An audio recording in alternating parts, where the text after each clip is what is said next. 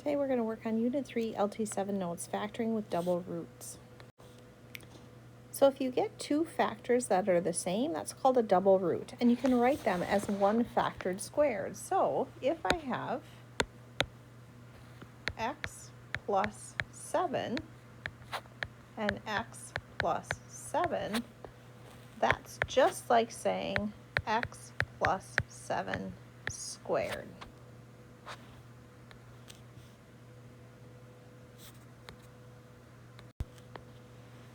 Okay, so let's look at this first one. We have x squared plus 10x plus 25. I don't have a greatest common factor in those ones, so I can just go ahead and factor it. So my a times my c is 25, and then I have a 10. And if I think of my factors of 25, I have 1 and 25, and I have 5 and 5. Well, 5 and 5 are my only options. Okay, so if we go to the box method for this,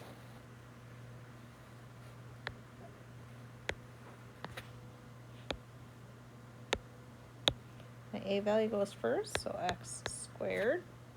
I'm going to rewrite my b's. So I have 5x and 5x. And I'm going to plunk my c on. So my c is going to be that 25. Okay, so now I'm going to see what they have in common. So x squared and 5x, they both have an x in them. And 5x and 25, they both have a 5 in common.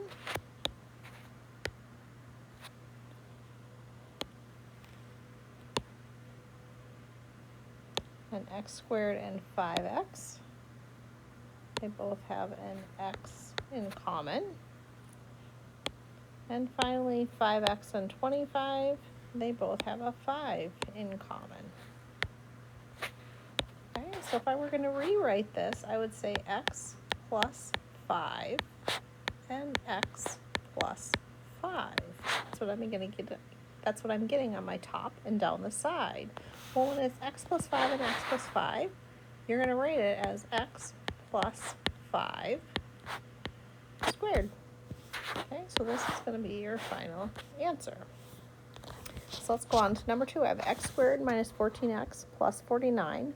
When I'm looking at those, they don't have a greatest common factor. So I'm just going to go ahead and make my x. 49 times 1 is 49. And then negative 14 goes on the bottom.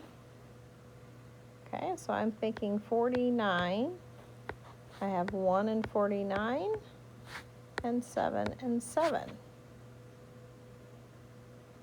Okay, so if I have a positive on the top, so this is a positive, but this is a negative. Okay, so if you have a positive on the top and a negative on the bottom, that means that both of your factors have to be negative. Okay, so two negatives make a positive, and two negatives make a greater negative. Well, to get to that negative 14, I'm going to have negative 7 and negative 7. So I'll put a negative 7 here and a negative 7 right there. Okay, so now that I have those, I can create my box.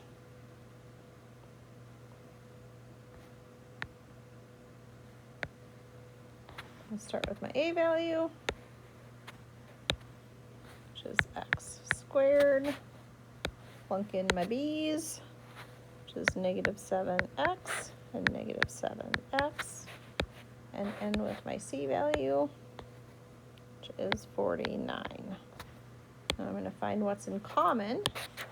So x squared and 7x, they both have an x. I have negative 7 and 49. They both have a 7. X squared and 7x, they both have just an x in them. And then negative 7 and 49 both have just a 7 in them. Okay, so across the top I have x plus 7 and down the side I have x plus 7. Okay, when I have both of those, I have x plus 7 for both of them, so I can rewrite it as x plus 7 squared. I'm going to double check. I didn't take a greatest common factor out, so this can just be my final answer. Okay, let's move on to number 3, 4x squared plus 4x plus 1. There's no greatest common factor, so I'm going to go ahead and create my x. 4 times 1 is 4, and then I have 4 on the bottom. So I know my factors of 4 are 1 and 4, and 2 and 2. The only thing that will add up to 4 is that 2 and that 2. Okay, once I have those, I can create my box.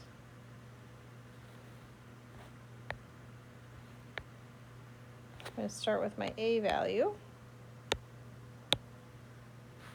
which is 4x squared.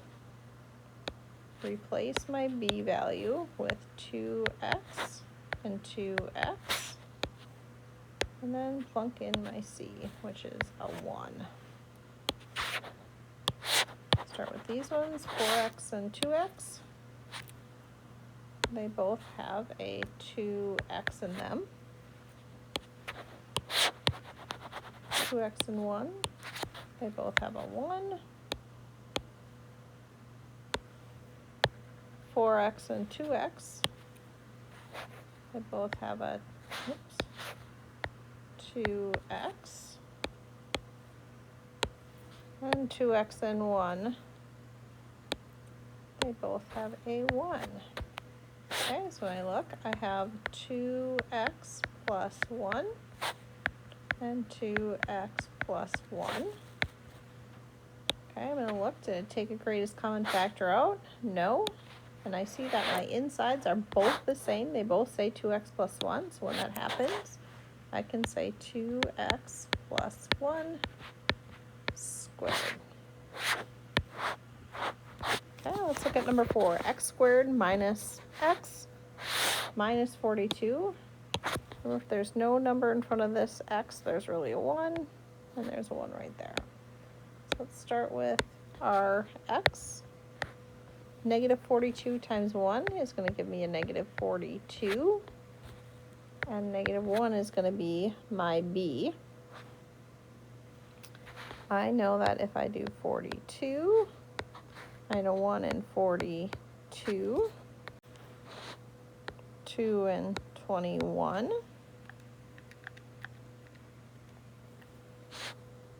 3 and 14,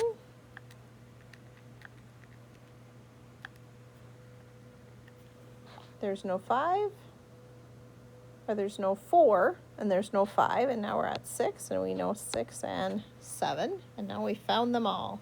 So if I want a negative 1, so here I have a negative on the top and a negative on the bottom, so there's only one of them is going to be negative, and if that negative,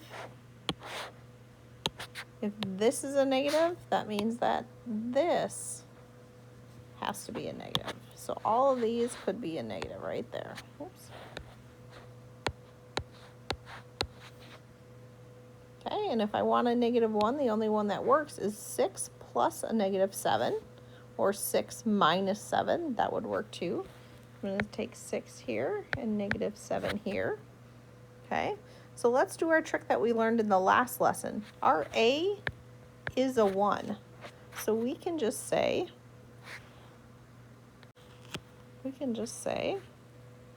x plus 6 and x minus 7.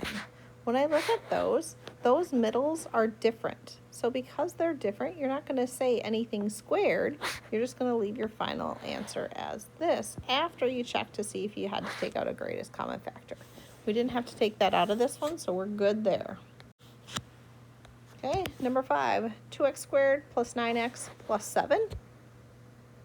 So right away, there's no greatest common factor, so I'm just going to go ahead and draw my x. 7 times 2 is 14. I have a 9 on the bottom, so I think 14. I know 1 and 14, 2 and 7, Well, those ones will work. So I'm going to do a 2 and a 7. Okay, we can't use our trick here because my A is a 2. So now I have to draw that.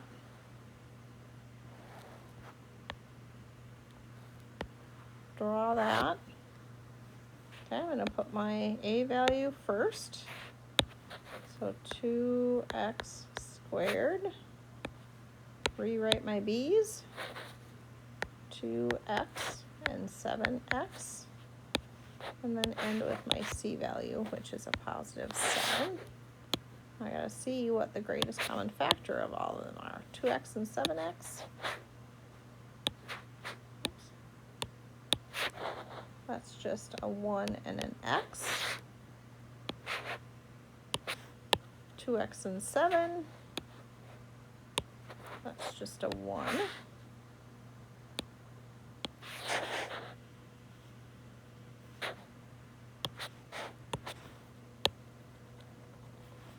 2x squared and 2, they both have a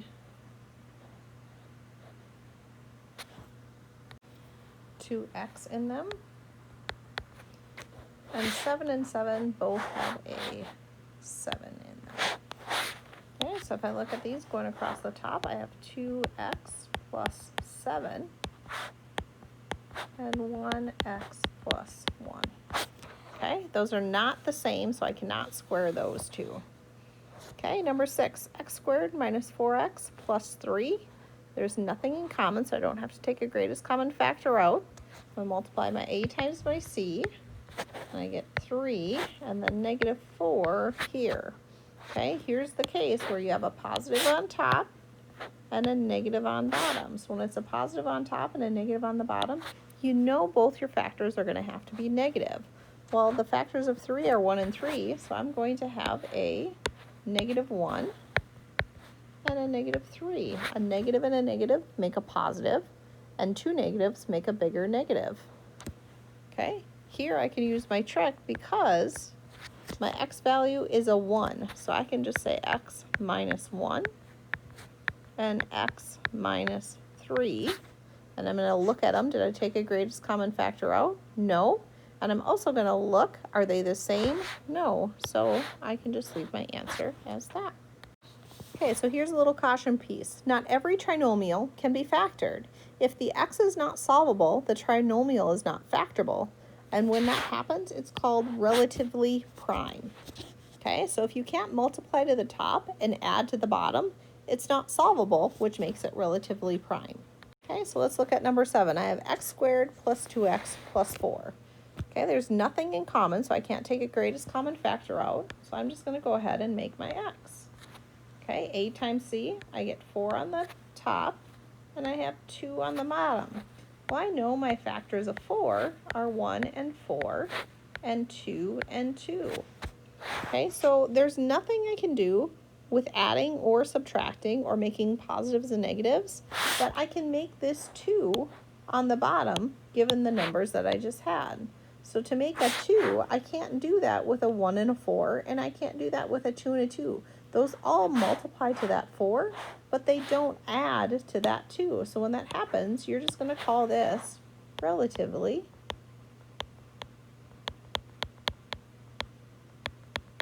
prime. Okay, so let's look at number 8. I can't take any greatest common factors out, so I'm just going to try to solve here. And I have 5 times 1, which is 5, and then a 3 on the bottom. Well, my factors of 5 are just 1 and 5. Well, there's nothing I can do with that 1 and 5, even if I make them negative. If I made them both negative, it would be a negative 6. If I made one or the other negative, it's either going to be a negative 4 or a 4.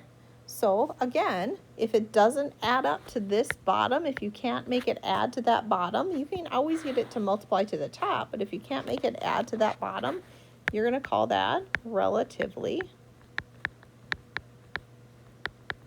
prime. Okay, that is all there is for notes 7. Please ask if you have questions or reach out if you have questions. If not, you are ready to head to your homework.